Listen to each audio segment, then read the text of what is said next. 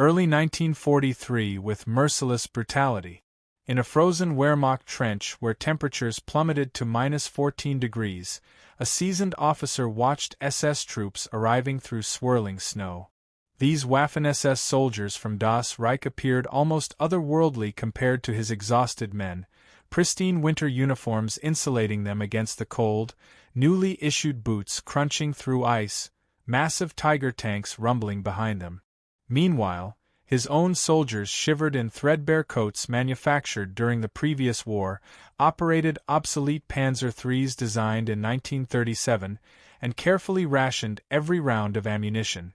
The officer's bitter observation to his sergeant captured the fundamental tension. They assault with tremendous aggression, but casualties hemorrhage through their ranks as quickly as fuel drains from our tanks. His sergeant, eyes fixed on the frozen ground, responded without emotion. When they eventually succumb to this brutal cold, at least their corpses will be wearing superior boots. This bitter rivalry between Wehrmacht and Waffen-SS would ultimately contribute significantly to Germany's military catastrophe. Two distinct armies ostensibly fighting identical enemies instead devoted substantial energy competing against each other for dominance and resources.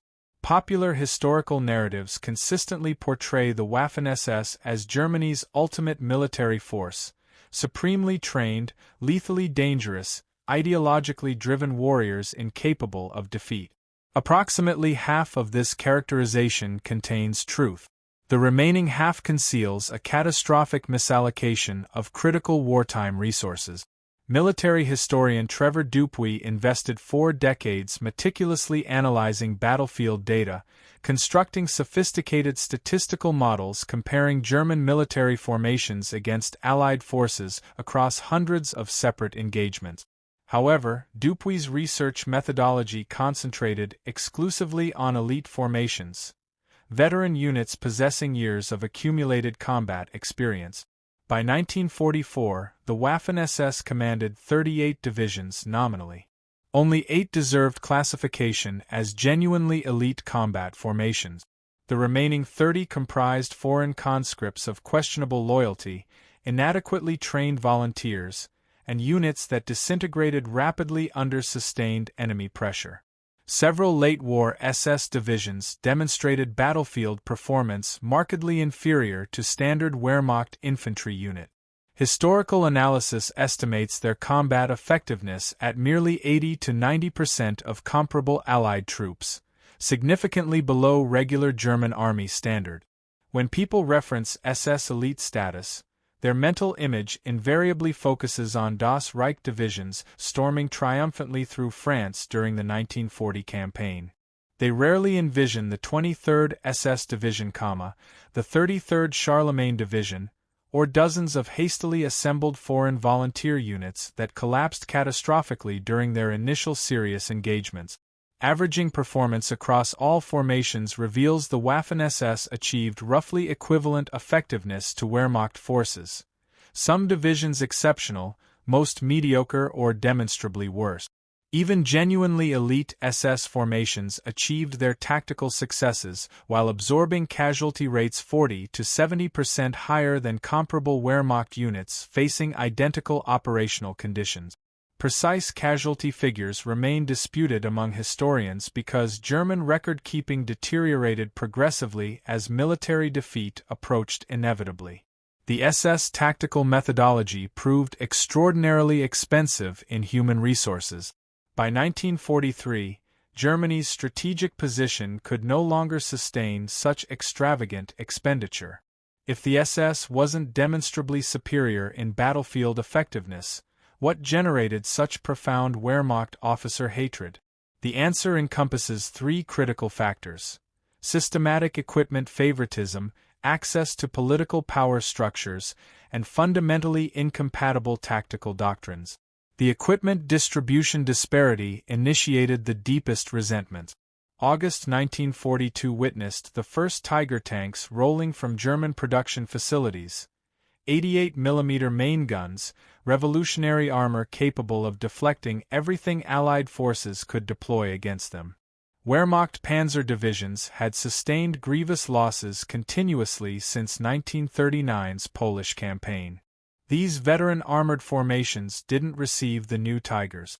The Waffen-SS obtained them immediately.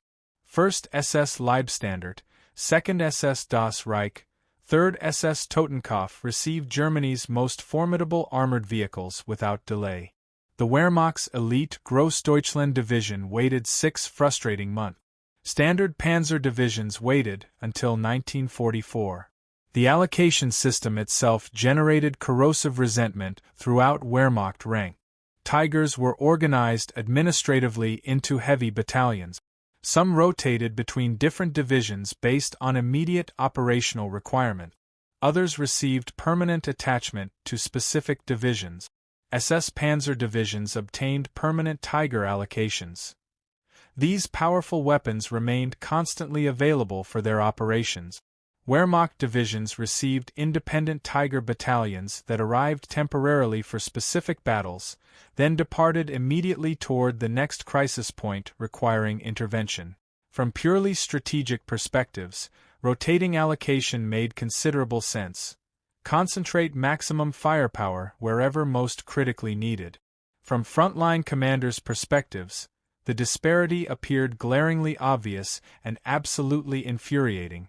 One Wehrmacht officer's personal diary captured this frustration perfectly. They possess organic Tigers permanently assigned.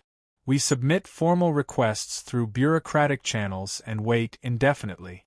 By the time approval finally arrives, the battle has concluded.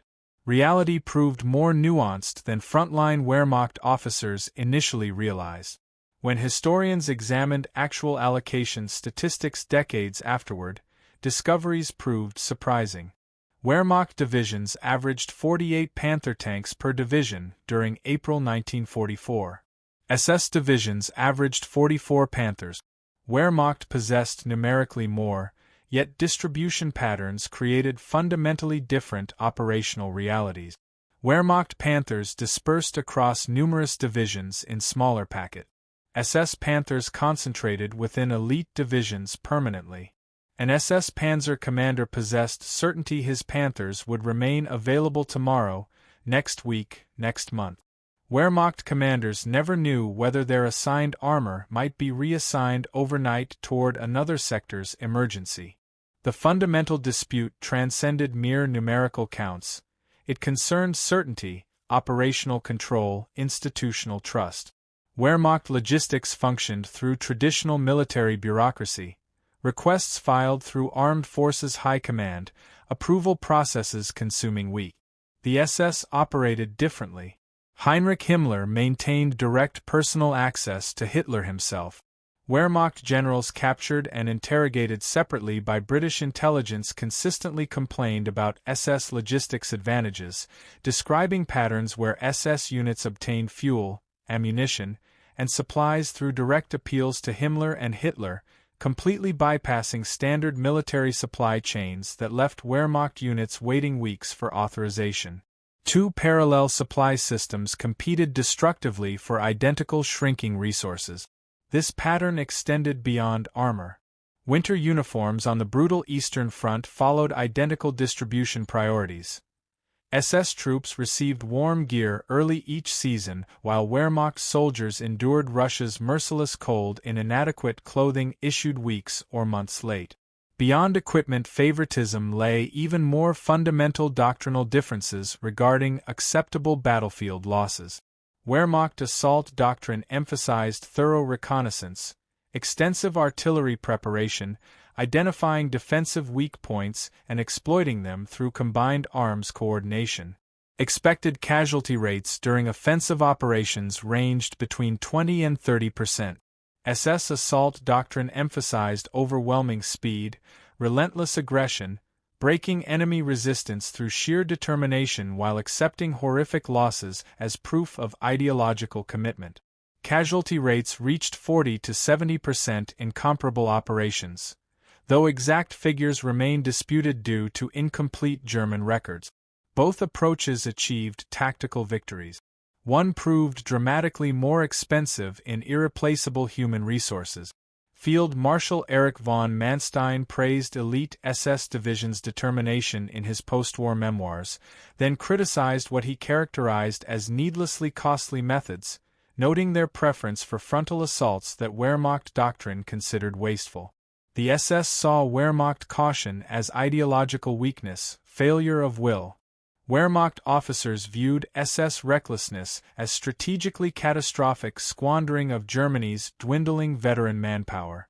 SS training emphasized officers leading from the front, sharing every hardship with their men.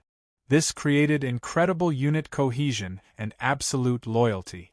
It also killed officers at unprecedented rates. Half of all SS divisional commanders died in action during the war, an extraordinary attrition rate in modern warfare. Wehrmacht doctrine preferred coordination, artillery support, reconnaissance, maneuver warfare. SS doctrine meant storming forward, overwhelming enemies, accepting the blood price. The deepest dysfunction lay within command structures themselves. Two parallel hierarchies fighting each other for control while supposedly fighting the same war. On battlefields, SS units fell under Wehrmacht operational command, following army generals' tactical orders. Administratively, they answered to SS headquarters reporting to Himmler, who reported to Hitler. Wehrmacht generals couldn't discipline SS officers, couldn't reassign SS units without Berlin's approval, couldn't control their logistics. This fundamental divide reveals the ultimate truth. Wehrmacht believed it defended Germany as a nation. SS believed it built a new ideological order. When those philosophies collided on battlefields, the result was institutional dysfunction that weakened Germany's entire war effort, accelerating the Reich's inevitable military collapse.